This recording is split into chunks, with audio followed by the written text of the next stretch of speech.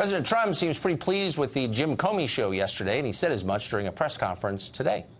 No collusion, no obstruction. He's a leaker. That was an excuse by the Democrats.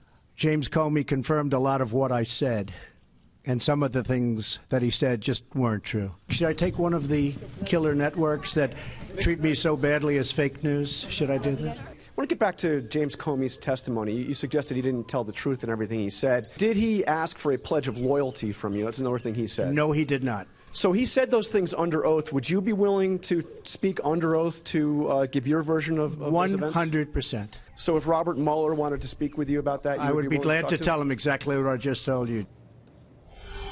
Well, the president wasn't the only one watching yesterday. Ann Coulter was kicking back with a glass of Chardonnay and some Nicorette watching the Comey show as well, and she joins us tonight. Hey, Ann, what'd you think?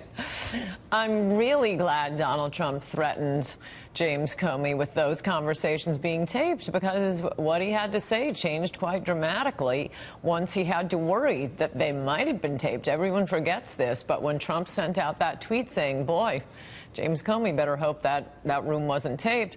When he tweeted that, the big story that Comey was leaking was that Trump had tried to obstruct justice by interfering with an investigation of a crime, and the crime was Michael Flynn contacting the Russians during the transition.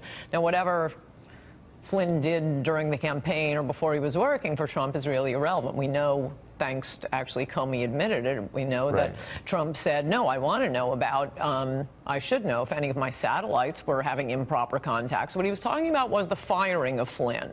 And that was being billed as proof of the collusion between the Trump campaign and Russia. And then it turned out a few days later, oh, no, it was perfectly appropriate for Michael Flynn to be talking to the Russians. The only reason Trump fired him was because he had allegedly misled Vice President Pence. So when he says go easy on Flynn, he's talking about, you know, go easier on Flynn than you've gone on me, and don't let these lies continue about that contact with Russia being illegal, evidence of a crime, that you're investigating him for committing a crime, something that James Comey also, we did not know up until the testimony was released the night before Comey testified, that he had, in fact, as Trump said in his letter firing Comey, 3 times told President Trump that he was not under investigation. And what were his grounds for refusing to tell the public that? I mean, it's utterly outrageous to, I mean, a private citizen who's under investigation by the police, and the whole thing is leaking and everyone's looking at it, and the police refuse to say, we've cleared you? They refuse to tell the public? Because we might declare you guilty in the future? I mean, it's yes. But so, I doubt you ever fell for this, but for months I was, because I'm a very literal man, was taking this seriously and kind of looking for evidence that maybe Trump colluded or whatever. It's finally dawned on me that this is just performance art. It's all a hoax. And if they succeeded in getting Trump out, guess who would be the Russian agent next? Mike Pence. I mean, this is not about Russia or national security or hacking our election. It's all a lie. No, you're absolutely right about that. Oh, and by the way, ask me if it's a nice day today. Is it a nice day today, Ann? I can't tell you, because it would require a duty to correct.